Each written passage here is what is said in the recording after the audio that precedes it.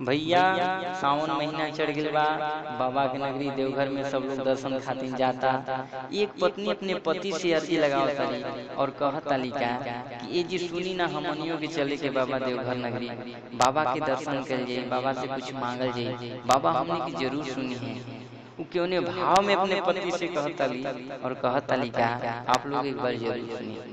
अरे सावन के बरसे बदरिया हो, चले के देवघरे नगरिया हो। अरे सावन के बरसे बदरिया हो, चले के देवघरे नगरिया हो। अरे चल बाजारे कांवर ले आवे, गेरुआ के धोतिया कुर्ता सियावे। चल बाजारे कांवर ले आवे, गेरुआ के धोतिया कुर्ता सियावे। अरे कन्हिया पे लेके कंवरिया हो, चले के बाबा नगरिया हो।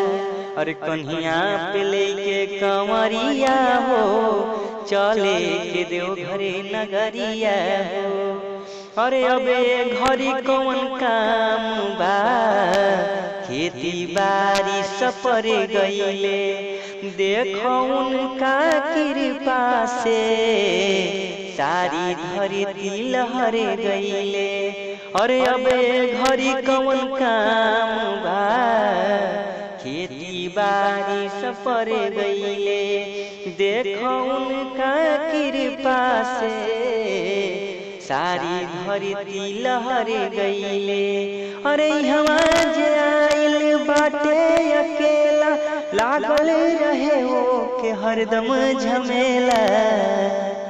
अरे घरवा के छोड़ी फिकिरिया हो, चले के बाबा नगरिया हो। अरे घरवा के छोड़ी फिकिरिया हो, चले के देवघर नगरिया हो, चले के बाबा नगरिया हो। और सुल्तानगंज से जले उठा के बाबा धाम चलल जाई, जलवा ढार के दर्शन करके सारी नगरी घूमल जाई।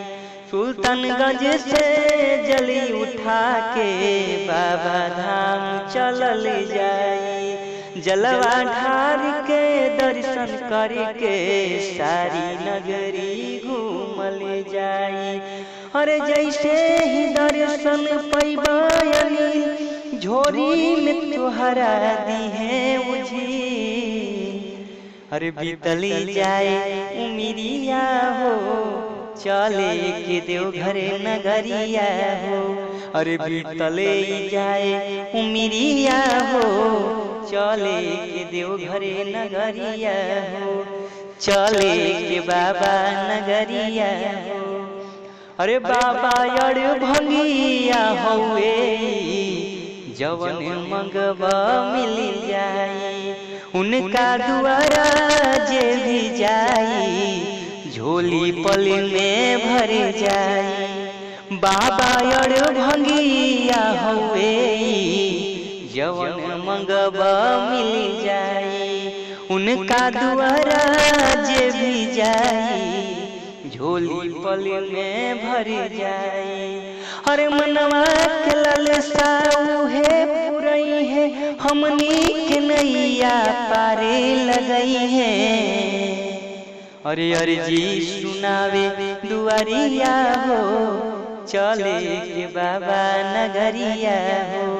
अरे अर्जी सुनावे दुआरिया हो, चले के देवघरे नगरिया हो।